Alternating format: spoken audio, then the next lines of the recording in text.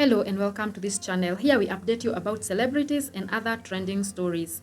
Reverend Ben aka Kiengei, who is a famous Mount Kenya comedian and now turned to pastor and started the famous JCM church along Thika Road, one of the mega churches in Kenya and one specifically that has attracted almost all the famous Mount Kenya celebrities, comedians, musicians and who is who in those categories, has found himself on the receiving end. This happened after the outspoken pastor fired at the gospel artists, something that did not augur well with some of the musicians and some online followers.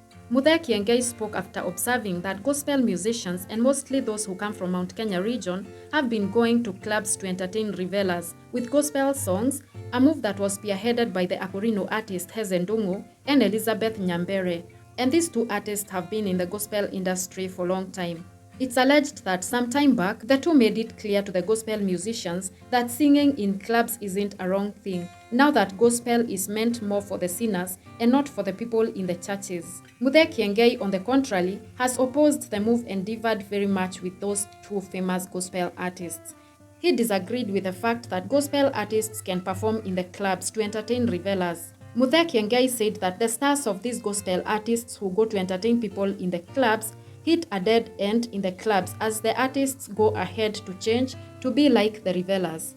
Kiengei went ahead to ask the gospel artists to learn a lesson from the children of Israelites who refused to sing for God when they had been taken into captivity in Babylon.